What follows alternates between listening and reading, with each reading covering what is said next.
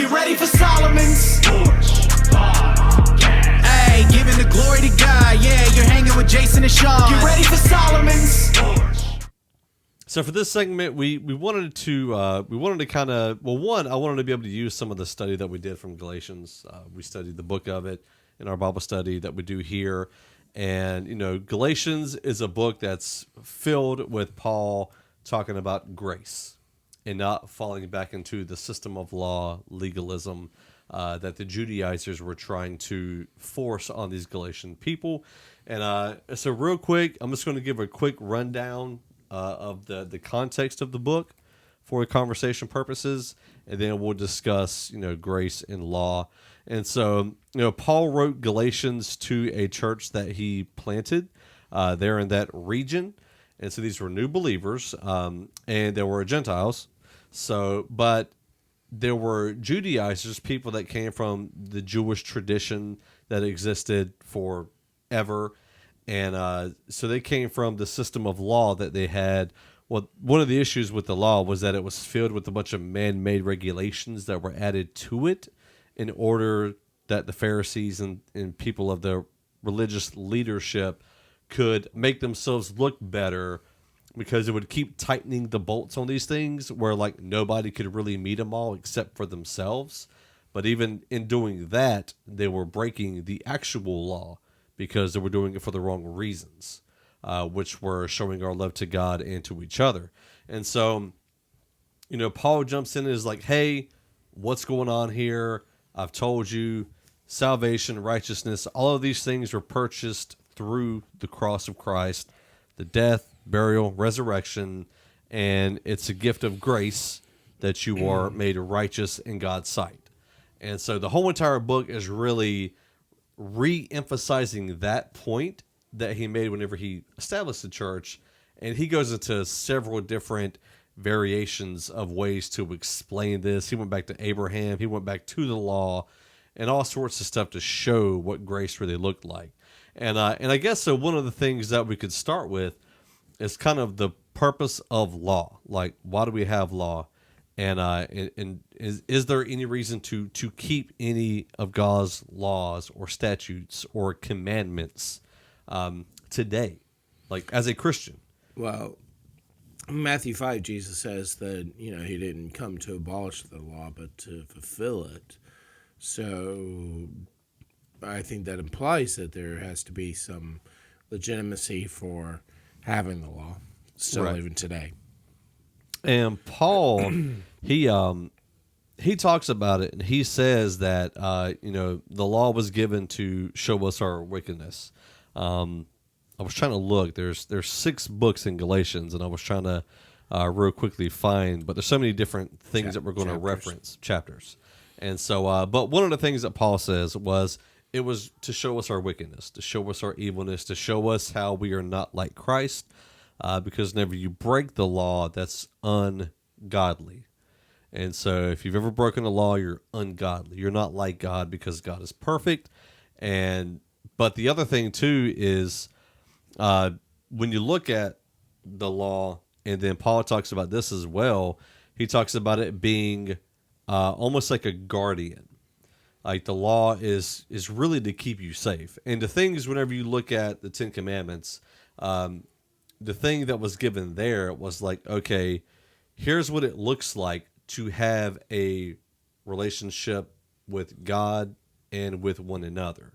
So, like, put God first. Don't love any other God except the Creator.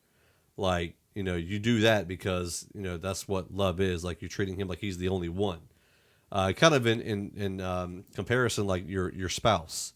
Like, you love your spouse uniquely. You don't love anybody else like you love your spouse. You might love your kids, you might love this, that, and the other, but like a wife loves her husband more than any other man out there, period. So we're to love God above and beyond anything else out there. And you shouldn't have any gods at all. There's only one God. But the way it's worded is, you know, you should have no other God above this God. But essentially, we put God above all else, and that's part of the law. So ironically, you are keeping the law if you love God above all else. So are you not supposed to keep that law?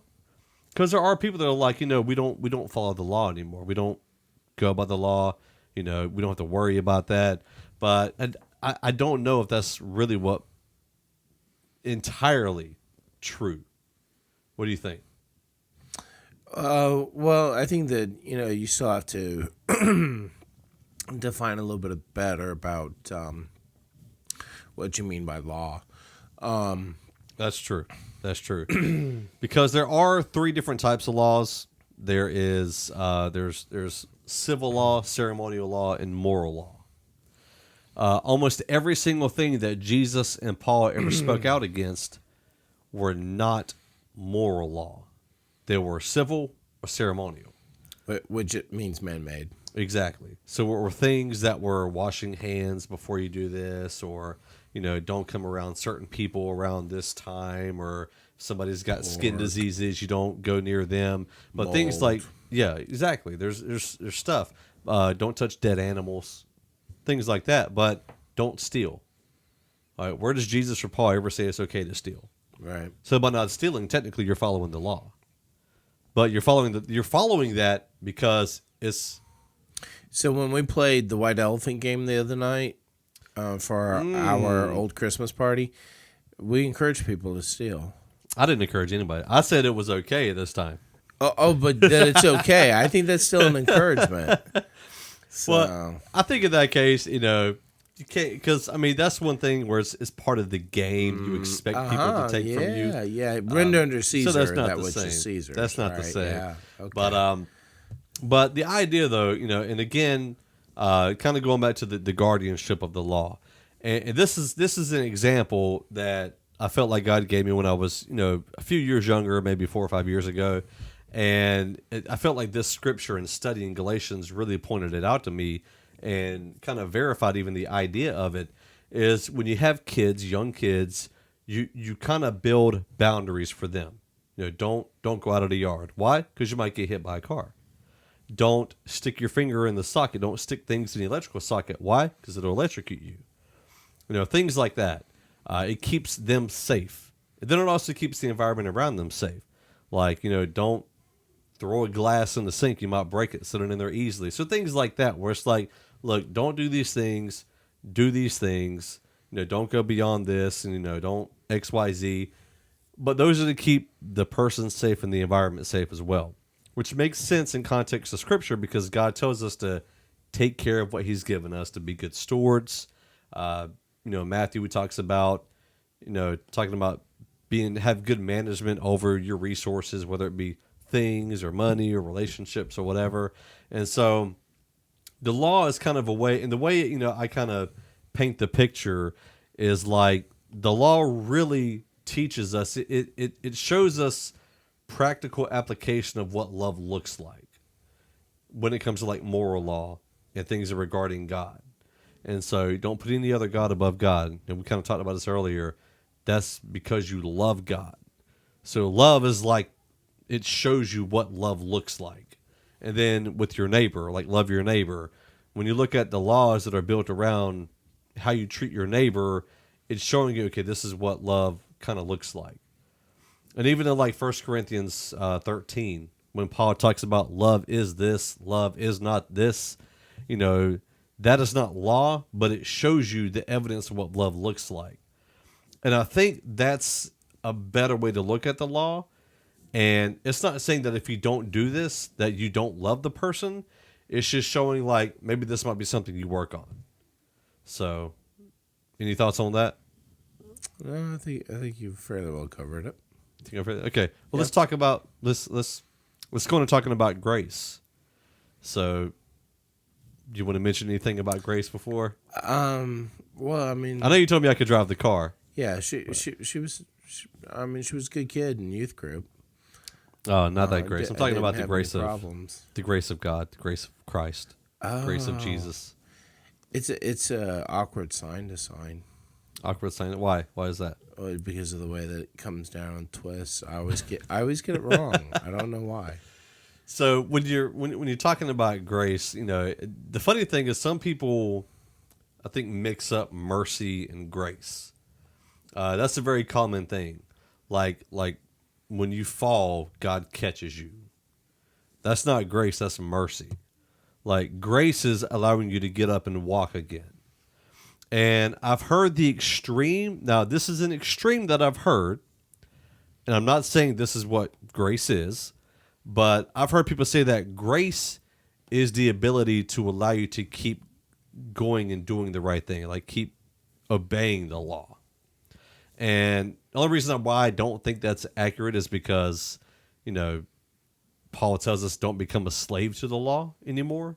Don't be a slave to it. Like, don't try to go every day trying to make sure you fulfill every single thing that the law says. But at the same time, like, the law isn't bad for us, it's good for us. Paul says he delights in the law and that he struggles between being spirit-led and works of the flesh. And the works of the flesh goes against God's law. Which is, the only reference of grace in Song of Songs is how beautiful your sandaled feet, O prince's daughter. Your graceful legs are like jewels, the work of an artist's hands. Exactly. That's the point I was trying to make. That is the exact point I was trying to make. Well, I think that it exemplifies everything that there is But about you do Google grace. Grace and Song of Solomon? No, I'm looking up to see how many times grace appears in the Bible, and that came up, and I thought, well, you were talking. I think you said something about temptation. I don't know what you said. What I said. I really don't. You're just staring at the computer. You've You've heard all this before, though. I'm trying, yeah, and I'm trying to find something a little more insightful to be able to add into it all. So, yeah, but anyway, grace. Yeah, so but I do think there's a tiny bit of merit to the idea that grace allows you to keep going, because Paul says, I strive. He says to work out your salvation. Like, it's not that you sit around and do nothing. It's not like you accept Christ and just sit on your couch and chill. That doesn't really show anything. There's no fruit in that. There's no fruit of the Spirit in that type of a life, and which a lot of people, there's another conversation for another time. But a lot of people say that if you don't see the fruit of the Spirit in your life, do you really have the Spirit in you? Therefore, are you saved? But that's a whole other discussion for another time. Well, so I don't mean to get us off track here, but so the word law appears in the New Testament over 270 some odd times. Now, some of that's kind of, just like titles, teachers of the law, that sort of thing. Right. But that still meant that there was an emphasis on law, because these are people that taught the law. And then there's specific references to the law. Whereas the word grace only appears 114 times in the New Testament, altogether 124 times in the whole book from cover to cover. So if grace is so much of the pivotal word here for us in our salvation, because that's usually how this is used, is what is grace and how it applies to who we are is through our salvation. Why does it not appear more? If this is what if the New Testament is this, you can't live up to the law, so we have this door for you to be able to go through.